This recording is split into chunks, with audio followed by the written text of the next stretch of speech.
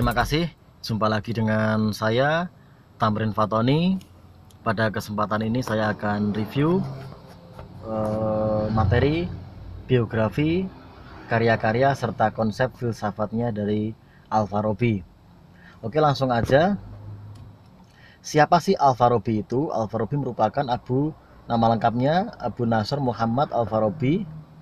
Dia lahir di Wasit, desa di Al-Faraj, tahun 257 Hijriah. Jadi belum lama kelahiran Al-Farabi ini dari meninggalnya Nabi Muhammad. Kemudian Al-Farabi di Eropa ini namanya adalah Al-Farabius. Oke, lanjut. Biografi keluarganya, ayahnya seorang jenderal kebangsaan Persia, ibunya bangsaan Turki. Jadi bukan orang Arab ya, bukan orang pendatang di sana. Dia orang sana asli.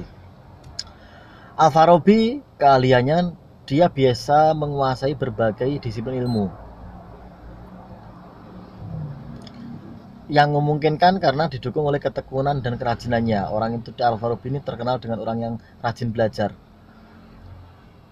Beberapa keilmuan yang ahli dalam Al-Farabi diantaranya adalah matematika, kimia, astronomi, musik, ilmu alam, logika, filsafat, bahasa, dan lain sebagainya. Juga Al-Farabi memiliki kelebihan memahami dan menguasai 70 bahasa. Luar biasa ya, paling orang sekarang ini memahami paling 4-5 bahasa cukup. Dari Al-Farabi sampai 70 bahasa. Biografi pendidikannya, keilmuannya belajar kepada seorang guru Kristen seperti Abu Bishr bin Yusuf, kemudian Yohana ibnu Zailan. Di akhir hayatnya hidup dengan zuhud dan sufi. Jadi berarti dia ketika sudah akhir hayatnya dia memang menyendiri, menjauhi dari perkara-perkara dunia, apalagi ditambah lagi dengan sufi. Al-Farabi dikatakan orang sebagai manusia multitalent.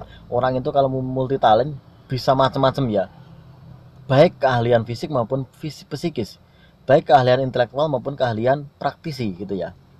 Sama dengan Al-Farabi, dia juga tidak hanya menguasai filsafat saja, tapi juga menguasai ilmu-ilmu lain seperti matematika, kimia, astronomi, musik, ilmu alam, logika, bahasa, dan lain sebagainya. Oke. Kemudian Al-Farabi juga ahli dalam penafsir bukunya Aristoteles.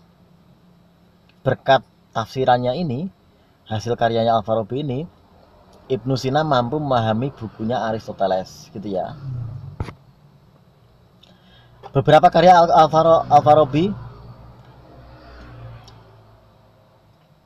setidaknya ada 119 buah karya yang dihasilkan oleh Al-Farabi, dan ini akan saya sampaikan beberapa saja. Seperti contoh kitab Syarh Kitab Al-Burhan terkait dengan karya-karya Aristoteles, kemudian At-Tauti'ah, kitab logika Al-Muhtasyar terkait dengan logika dan lain sebagainya ini ya. Oke, lanjut aja. Pemikiran Al-Farabi yang pertama terkait ketuhanan. Al-Farabi mengatakan bahwasanya Tuhan itu adalah Al-Mawjud Al-Awal, wujud pertama. Tuhan itu adalah wujudnya, pokoknya yang pertama kali adalah Tuhan.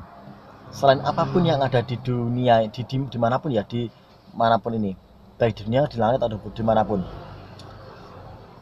Karena sebagai sebab pertama untuk segala sesuatu yang ada. Jadi yang pertama muncul itu adalah Tuhan. Selain itu ya terserah Tuhan gitu ya.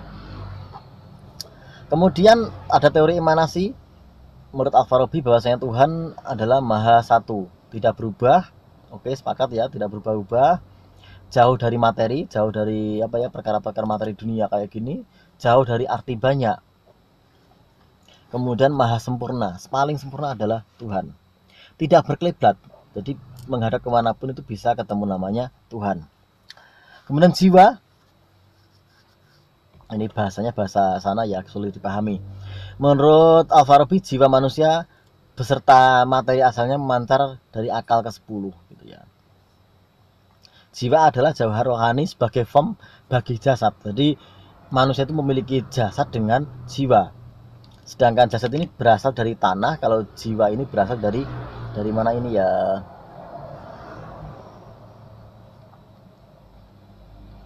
berasal dari alam ilahi. Kemudian metafisika,